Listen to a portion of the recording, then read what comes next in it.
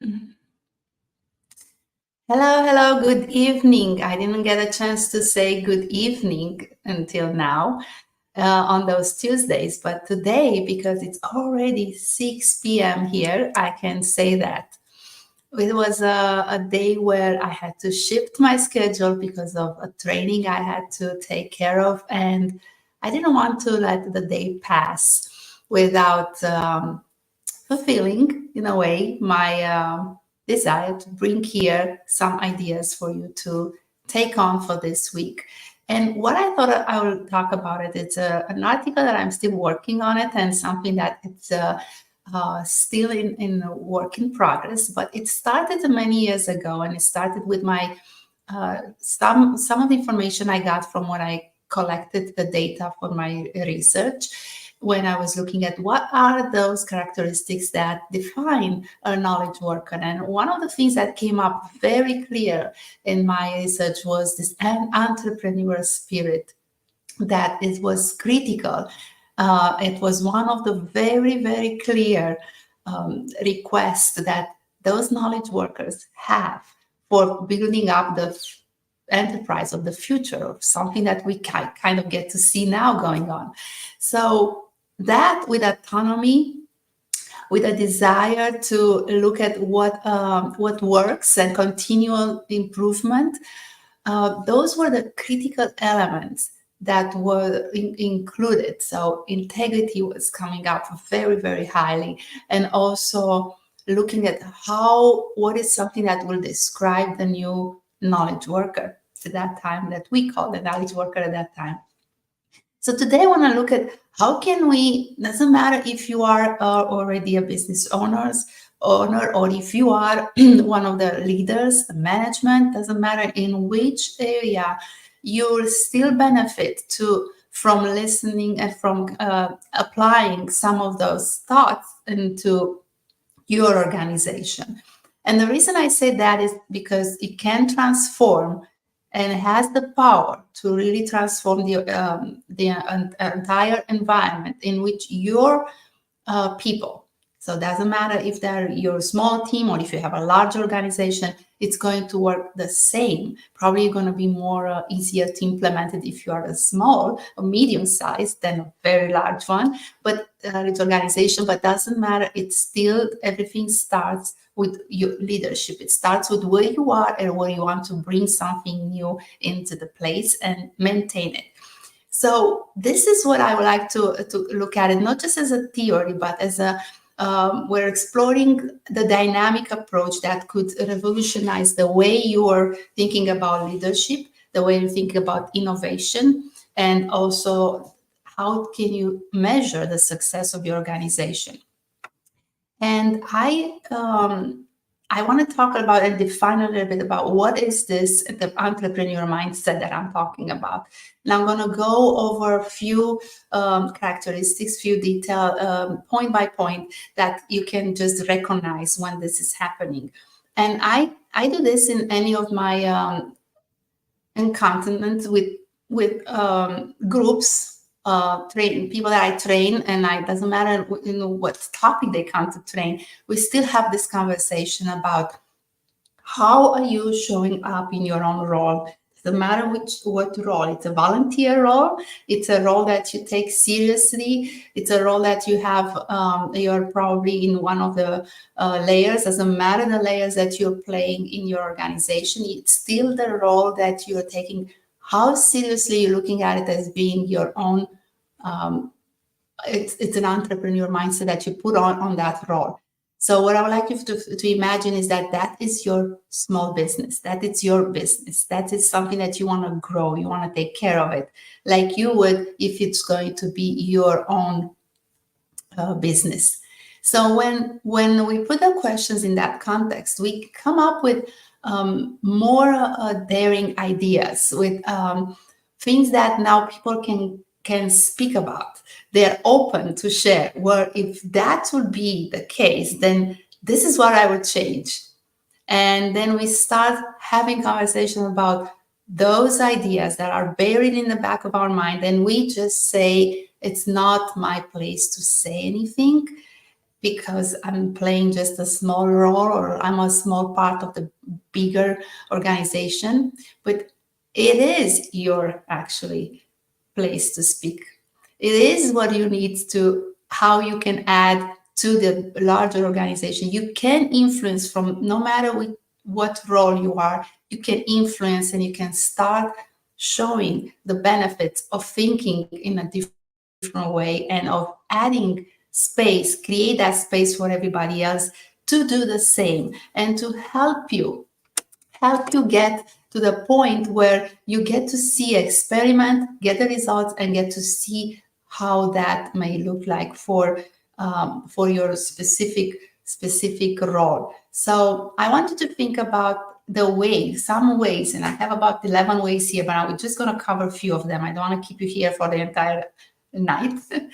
But I would like to tell you that maybe you take a few of those and you think about it. How can you discuss it in your teams, and how can you make that shift, switch almost, to taking really seriously the possibility that this entrepreneur mindset in your workplace can change, be a game changer of what are you producing on the other side? What is your outcome? How do you show up for your customers? How do you show up for everybody else that you serve if you are a nonprofit organization, and everything else in between?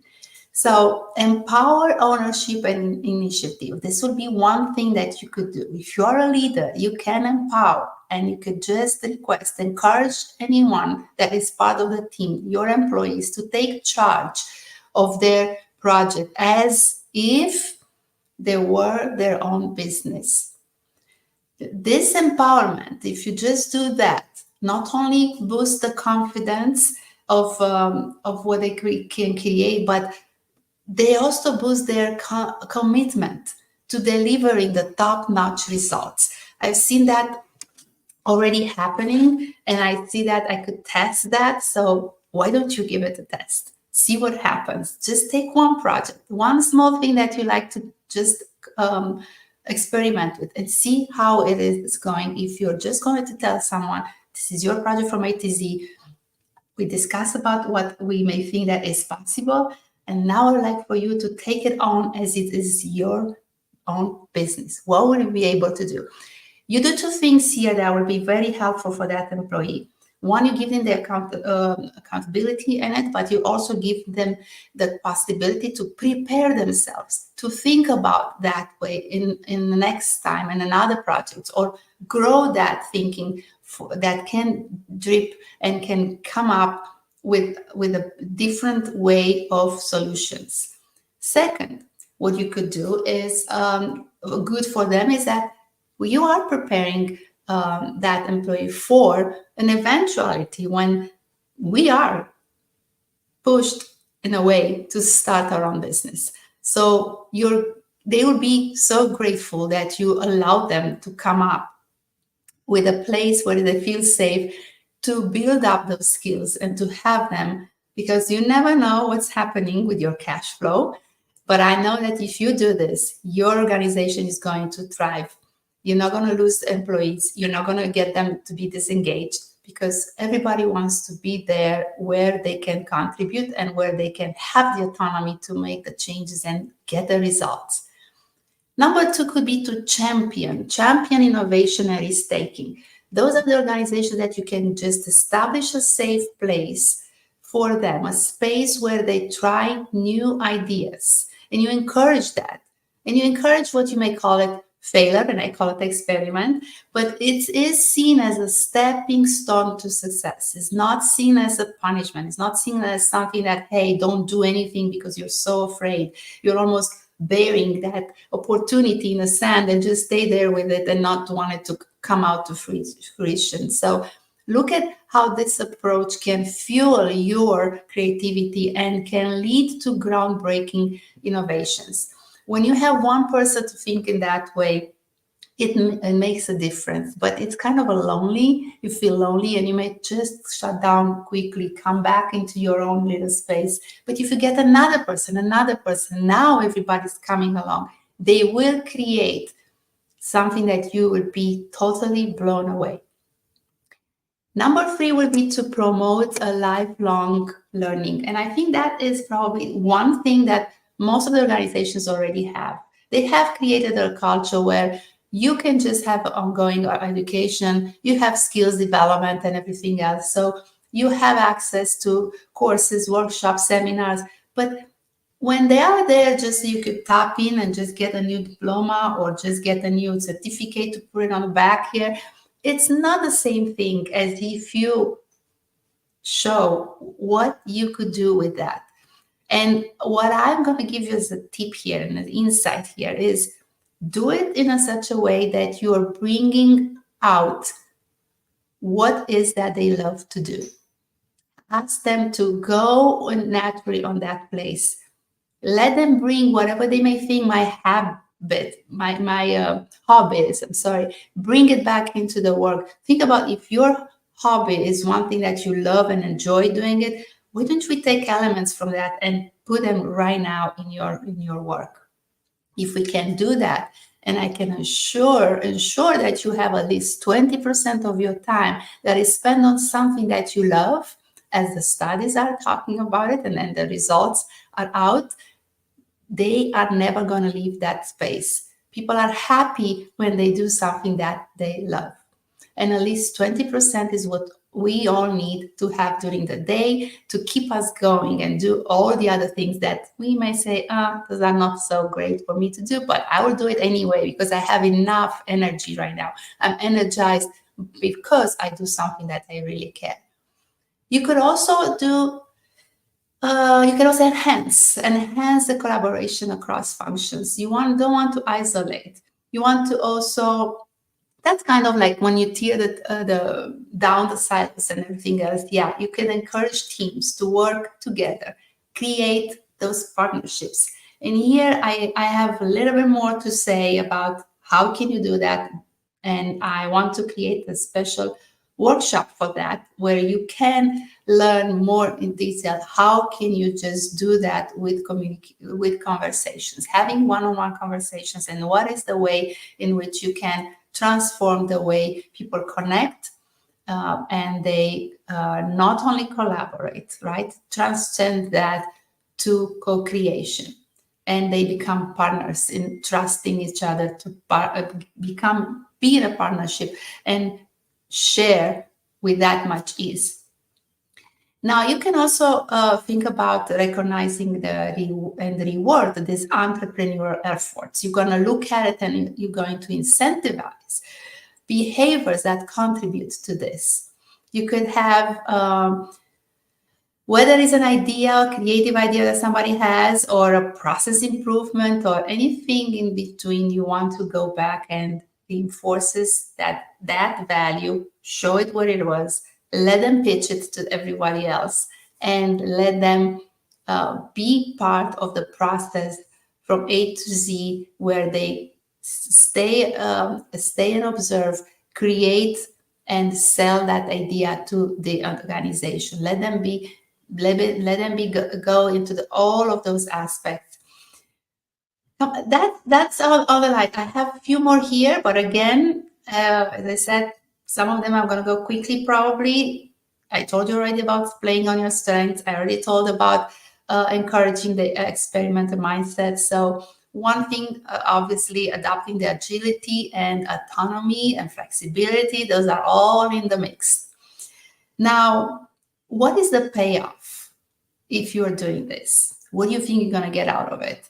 I'm going to tell you what I've seen that is possible, and that is innovation and also being very competitive in the market. And why competitive in the market? I will scratch that and say, in a way, you have no other competition. So it puts you in front, because when you do something that is so different, when you go in the other way as everybody else, you're not going to have necessarily a place to compete in. You're going to be a disruptor, as all the other markets that exist. So you want to look at that theme, to think as an entrepreneur and stay ahead of the innovation, keeping your company relevant, but not just relevant, but pulling everybody else towards using that, whatever you're producing, new ideas, new products, new thinking. You get to be the pioneer in that field. You also can get agility and market adaptation. So let's say that you get a quick strategic decision-making process that is going to allow your company to navigate to market changes with so much ease. You're going to capitalize on those opportunities much faster than before. Another thing that I guess it's very good, and I've seen probably if you are the one who care about that, it's going to be enhancing the problem solving and also leadership development. And you're going to scale and grow because this entrepreneur approach is going to equip you with what your business to scale up the operations, but also to expand in new markets. So new ideas are coming in from inside, and they usually are going to provide you with at least 5 years kind of down the road. Around, you can look around the corner, you know what's coming. You're going to have people that now, because you found who are those that love to think ahead, you're going to create their own department, and you let them lead you in a way in where the market actually wants. You connect so much easier and so much better with the customer and with those who are on the other side, the one that you're serving. So those are few things that I wanted to share with you today. I wanted to say that we all talk about resiliency, that's being a need. Yes, this is also cultivating. This mindset is going to build your resiliency, and employees, they learn how to navigate and rebound back from those from anything that may feel like a setback. But they will be not thinking about that anymore. They will feel like this is where things are going, and they will feel the ownership of them creating new things, and that is going to pull them almost with the force of the nature force to move forward and come up with finding solutions, scanning through what that the possibility, and have that positive, absolutely positive outcome on anything that they can get to create. That's where we see from the resiliency being at its best. So if you're interested to find this as a roadmap, if you wanted to stay next to me to see how this may look like, I will interested to have you here. Just comment or connect with me. I'm very happy to share this way change map, the way we're looking at how to implement this kind of change and bring up this ability to think like an entrepreneur, which sits in every one of us. It's just that the environment is the one that inhibits. So if you are just open that environment up, you are going to see how these things can transform your environment. Everything I was talking about will transform your environment, and you will be looking at a higher level of trust within your organization than before. So connect with me today and let's start the conversation and tell me how I can help you to harness this potential from your team and also to lead your business to something else that you have right now in mind. Thank you very much, and I'll see you next week.